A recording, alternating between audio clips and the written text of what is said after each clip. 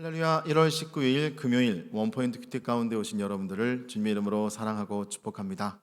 오늘 하나님께서 우리에게 주신 말씀은 창세기 30장 34절에서 43절까지의 말씀입니다. 창세기 30장 34절에서 43절까지의 말씀 다 같이 한 목소리로 읽도록 하겠습니다. 라반이 이르되 내가 내 말대로 하리라 하고 그날에 그가 순 염소 중 얼룩무늬 있는 것과 점 있는 것을 가리고 암 염소 중 흰 바탕에 아롱진 것과 점 있는 것을 가리고 양 중에 검은 것들을 가려 자기 아들들의 손에 맡기고 자기와 야곱 사이를 사흘길이 뜨게 하였고 야곱은 라반의 남은 양떼를 치니라.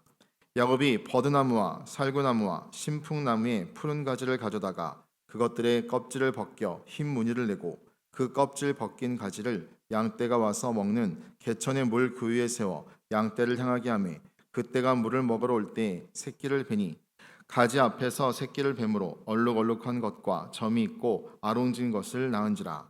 야곱이 새끼 양을 구분하고 그 얼룩 무늬와 검은 빛이 있는 것을 라반의 양과 서로 마주보게 하며 자기 양을 따로 두어 라반의 양과 섞이지 않게 하며 튼튼한 양이 새끼 뵐 때에는 야곱이 개천에다가 양떼의 눈앞에 그 가지를 두어 양이 그 가지 곁에서 새끼를 베게 하고 약한 양이면 그 가지를 두지 아니하니 그렇게 하므로 약한 것은 라반의 것이 되고 튼튼한 것은 야곱의 것이 된지라.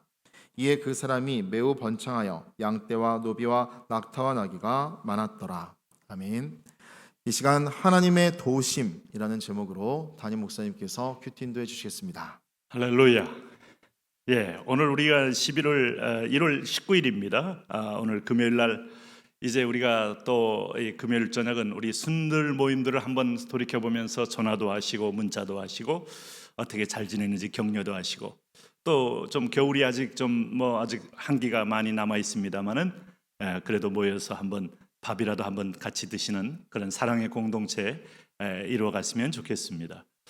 특별히 오늘 외삼촌 라반 또 조카 야곱 이 두 사람의 그 소위 말하는 속임수 배틀, 자 레아와 라헬의 출산 배틀 인생은 배틀이다 하는 걸 우리는 배우게 돼요. 게임 같은 인생, 기어코 남을 이겨야만이 만족감이 있고 또 승리할 때 스릴이 있고 또 경쟁의 대상이 있어야 움직이는 인간, 이게 인간의 한계요 비극입니다. 야곱은 이제 제때가 되어서 품삯을 받으려는 정당성이 있어요. 하나님은 일한 대로 주시는 분입니다. 라반은 끝까지 야곱을 이용하여 빈털터리로 되게 하겠다는 이 간계한 계략을 가진 사람이에요. 그러니까 처음부터 레아를 먼저 보내서 부인 삼게 한 것도 라반의 계략이었고 오늘 그로 인하여 야곱을 20년 가까이 붙들어 둔 건 라반의 성공이죠. 자, 그럴 때, 자, 이거 보세요. 라반이 이르되 내가 내 말대로 하리라. 지금 야곱의 제안대로 이루어진다. 주겠다고 지금 너그러운 마음으로 그에게 제안을 한 것처럼 보이지 않습니까? 그런데 35절에 보면 그날에, 자, 그 제안을 받은 그날에 그가 순년소 중 얼룩무늬 있는 것과 점 있는 것을 가지고 암염소 중 흰 바탕에 아롱진 것과 점 있는 것을 가리고 양 중에 검은 것을 가려 자기 아들들의 손에 맡기고 자기 아들들에게 이걸 다 골라서 그걸 살살 가려가지고 야곱이 눈치채지 못하게 멀리 보내버린 거예요. 결국은 이거 다 뽑아버리면 야곱이 받을 게 없잖아요. 라반 참 대단하지 않습니까? 사람 욕심 쉽게 변하는 거 아닙니다. 네.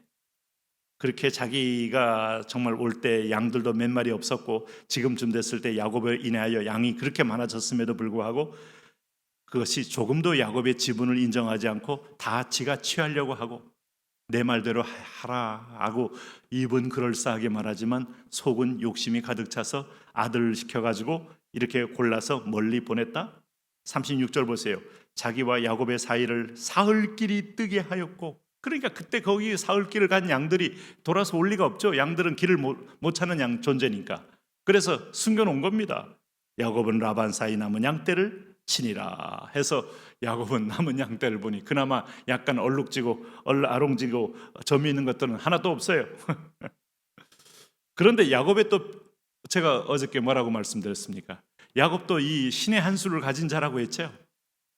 지금까지는 묵묵한 성실한 인간으로 자기의 체질을 숨기면서 외삼촌 라반의 집에서 라헬을 얻기 위해서 충성을 다했지만 원래 본성은 사라지지 않았어요. 여기 보세요. 야곱이 37절 버드나무와 살그나무와 신풍나무의 푸른 가지를 가져다가 그것들의 껍질을 벗겨 흰 무늬를 내고, 이게 과학적으로 유전학적으로 무슨 효과가 있는지는 잘 모르겠어요. 그런데 야곱은 아마 분명히 이게 영향을 강하게 주는 아마 피부 질환을 유발하는 나무였던 것은 틀림없을 겁니다. 여기 신풍나무는 뭐 플라타너스의 일종이라고 하는데, 여러분 뭐 플라타너스가 아주 병충해에도 강하고 매연에도 강하고 뭐 그런 거 아시죠? 그것처럼 아마 이것이 또 사람에게 닿았을 때, 피부에 닿았을 때 강한 어떤 그런 반작용을 일으키는 효과가 있을 것이라고 또 보여져요. 어쨌든 그거 뭐 그 나무를 직접적으로 써보지 않으면 다들 그 나무를 가까이 하지 않잖아요. 그런데 38절 보세요. 그 껍질 벗긴 가지를 양떼가 와서 먹는 개천의 물구유에 세워. 그래 양들이 물 먹으러 올 때는 그 나무를 통과하게 만들어 버린 겁니다. 그래서 양떼를 향하게 하며 그때가 물을 먹으러 올 때에 새끼를 베니, 그 중에서 새끼를 뵐 수 있는 양떼들이 있을 거 아니겠습니까? 베니 놀랍게도 거기서 우적 물을 먹으면서 한 몇 분 동안 물 먹다가 휘 돌아간 양떼마다 피부에 발진이 생긴 거예요. 가지 앞에서 새끼를 뱀으로 얼룩얼룩한 것과 점이 있고 아롱진 것을 낳은지라. 근데 이것이 새끼를 낳을 때 그것이 그대로 새끼에게도 영향을 끼쳐서 출생했다. 이거는 좀 유전학적으로 제가 이해가 잘 안 되는데, 2부 대목에서는 하나님이 야곱을 돌아보셨다 하는 겁니다. 그래도 하나님께서는 그 내가 일한 성실한 부분에 대해서는 하나님은 갚게 하는 것이 원칙이고, 아마 라반이 정상적인 거래를 통하여 야곱에게 했다면 이렇게 많은 재산을 잃지 않았을 거예요. 그런데 라반이 더 욕심을 가지고 다 가지려고 하다 보니까, 그리고 자기 아들 몰래 시켜서 아롱진 것, 검은 것, 점 있는 거 다 사흘길을 갖다 떼어놓으니까 하나님은 그 새끼를 낳을 때도 아롱진 것이 낫게 만들었더라.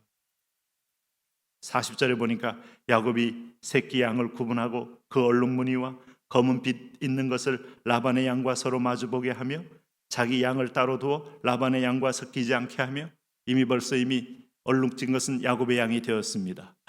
멀쩡한 것은 라반의 양인데 어떻게 이것을 만들어 갑니까? 41절 보세요. 튼튼한 양이 새끼 뵐 때는 야곱이 개천에다가 양떼의 눈앞에 그 가지를 두어 양이 그 가지 곁에서 새끼를 베게 하고,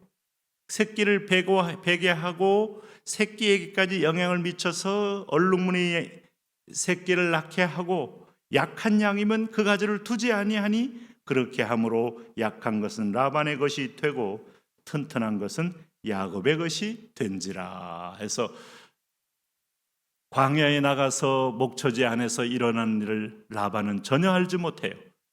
집에서 자기는 잔머리를 가지고 야곱의 품삯을 하나도 줄 것도 없게 만들었다고 스스로 아마 음흉한 웃음을 웃었을 수 있을지 모르지만, 필드에서는 기적 같은 일이 지금 벌어지고 있어요. 튼튼하고 실하고 출산 잘하는 양들은 계속 야곱의 양으로 번성하고 낳고 하는 역사가 그래서 43절에 이에 그 사람이 매우 번창하여 양떼와 노비와 낙타와 나귀가 많았더라, 이렇게 된 겁니다. 20년 동안에 일한 거 다 품삯을 받고 넘치게 보너스까지 받게 되었다는 거예요.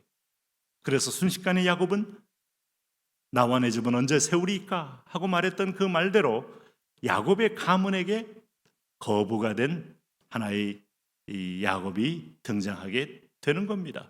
그리고 고향으로 향하여 가게 되는 거죠. 자, 이렇게 하지만은 하나님은 야곱이 부자 되는 게 목적도 아니고, 이 땅에서 뭐 남들보다 넓은 땅을 사고 좋은 집을 짓는 게 목적이 아니기 때문에 이것저차가 야곱의 큰 선물이긴 하지만은 연단은 남아 있는 거죠. 본질은 뭡니까? 우리가 하나님의 뜻에 순종하는 사람이 되느냐. 라반은 하나님의 축복의 계열에는 아웃사이더예요. 그렇기 때문에 라반의 죄성은 그대로 사용하되 야곱은 하나님이 끝까지 관리하고 추적하는 모습을 우리는 목도하게 됩니다. 고향으로 돌아갈 때도 결국은 이제 20년 전에 헤어졌던 자기의 형 누굽니까? 에서와의 만남이 예비되어 있는 거죠. 그러므로 여러분, 성경의 로드맵은 우리에게 깊이 묵상에 많은 도움을 줘요. 우리가 어떤 태도와 어떤 자세와 어떤 부분에서 행복하고 어떤 것으로 하나님 앞에 큰 뜻에 순복하고 우리가 어떤 때는 내려놓고 어떤 때는 하나님을 붙잡아야 하는지를 선명히 보여줍니다. 지혜자가 되시기를 바랍니다. 하나님, 그런 믿음과 그런 지혜로 하나님과 동행함으로 형통한 인생 되게 하여 주옵소서. 예수님 이름으로 기도합니다. 아멘.